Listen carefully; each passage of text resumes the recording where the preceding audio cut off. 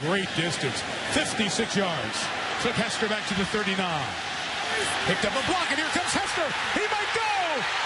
Devin Hester got it. Touchdown, Chicago.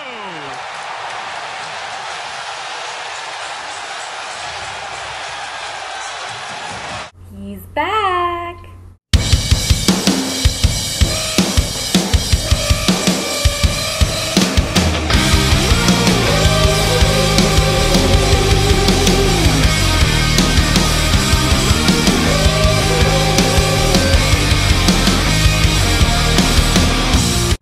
Bears-Packers week. Is there anything better?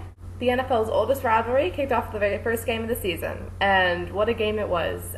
Both teams were 2-0 coming into this matchup, and after this matchup, they would be not only number one in the NFC North, but number one in the NFC, and the only undefeated team left in the NFC. And luckily, our Bears pulled it off. It wasn't pretty.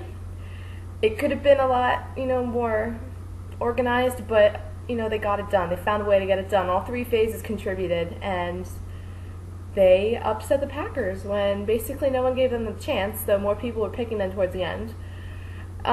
They beat the Packers. They're 3-0. How about that? Devin Hester is ridiculous again, finally. We've waited 2 very long years for him to return one to the house, and that was probably the most exciting thing that happened all night, besides Robbie Gould kicking us to victory.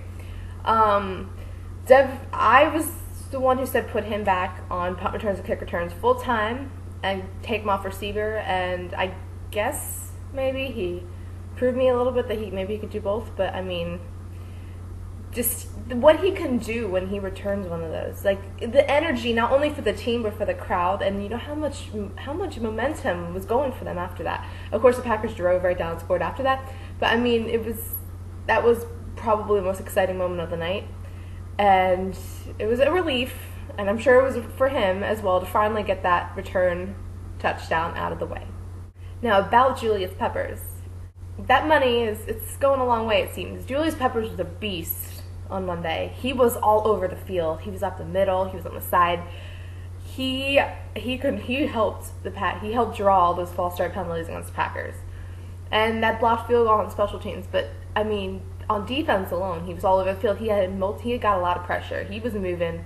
He didn't have any sacks, but he was an anchor at that defensive line on Monday night. There was a point. You could see there were times when he was being held. He had to be double teamed the entire time.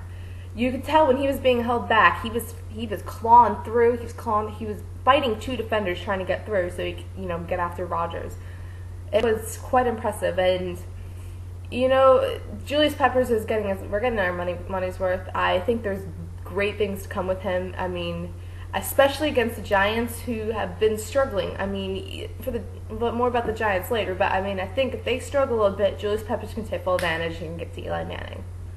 One thing I can say about the secondary is that while Aaron Rodgers was exploiting them and throwing on them all night successfully, they did not give up the big play, which was what plagued them last year when they played the Packers in the first game of the season. That long big play, that touchdown to Jennings, basically won the Packers the game. But they didn't give up the big play. They had some good hits out there, but they're one of their weaknesses, and that's why I hate the cover 2, because they don't have the corners and to successfully pull this off. But with that said, they didn't give up the big play. They had some good hits, and actually one of the key plays was when Zach Bowman left the game, and who do you know? Tim Jennings comes in and he gets that fumble recovery in the 4th quarter, doing an amazing job. Not only keeping the ball in bounds, but staying in bounds himself and recovering that football.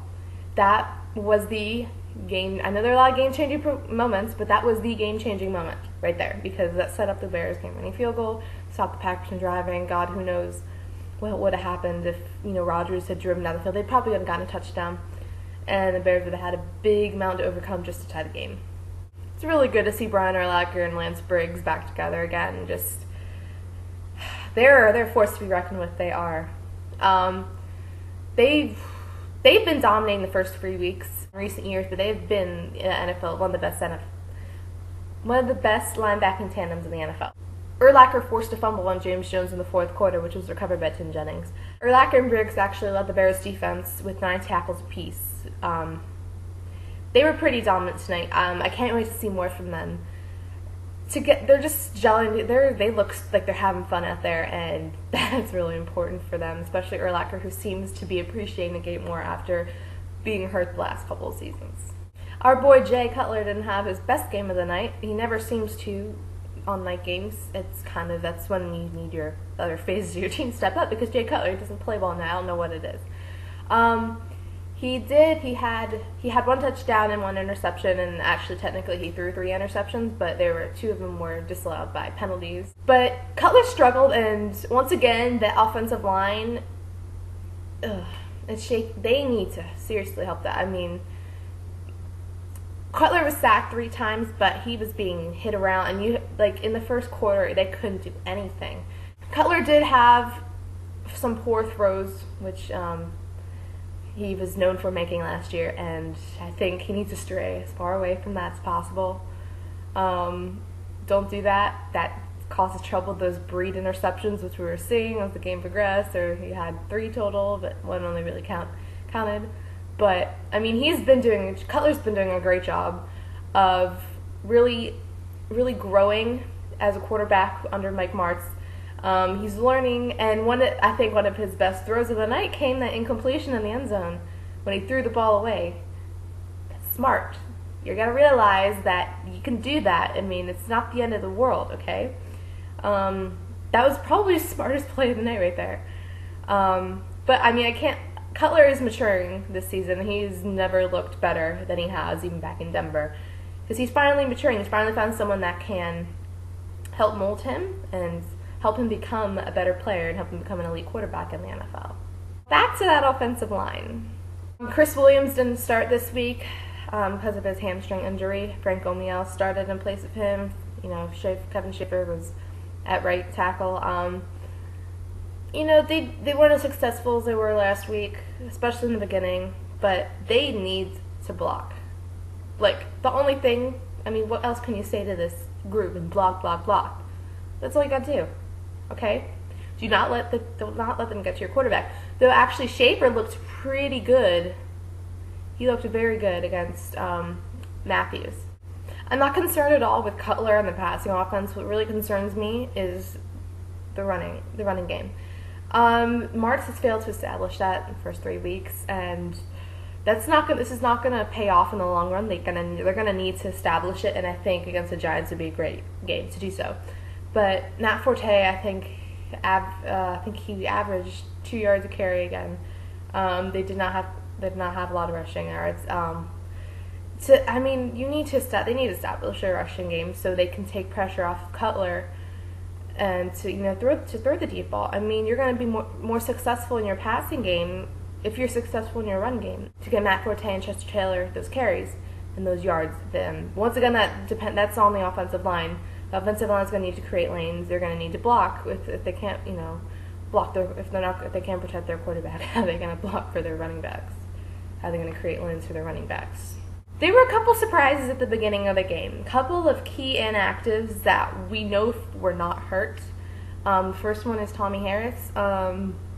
There's been talk that, because we know Tommy has not been up to par since 2006. And they awarded him with this big contract, and he has not been performing. And with Julius Peppers, this is supposed to be his year. He was supposed to, Julius Peppers was supposed to draw a double team, and Tommy Harris is supposed to, have a great season, get after the quarterback. That's not happening. And they're saying, Lovie Smith said at the end of the game that they sat him because they want to see what some of the other guys could do. But, come on, you know what they can do. You've seen them in action before. I don't know, it seems like it's a new statement for Lovie, because also Devin Aromashodu was benched. And I thought it was the drops in Detroit, but then I think because he doesn't want to be a slot receiver that they're punishing him for that. I don't know, maybe it's this new philosophy, you don't want to do, we're going to punish you if you're not going to cooperate with us. You kind of respect Lovie and the Bears for that, but then on the other hand, when you're playing Green Bay, your rival, and a key division game, and the division lead and division win is on the line, you play your best players. I'm pretty sure Roma should do his stuff work enough. The Bears are going to be under the lights again for Sunday Night Football when they take on the New York Giants.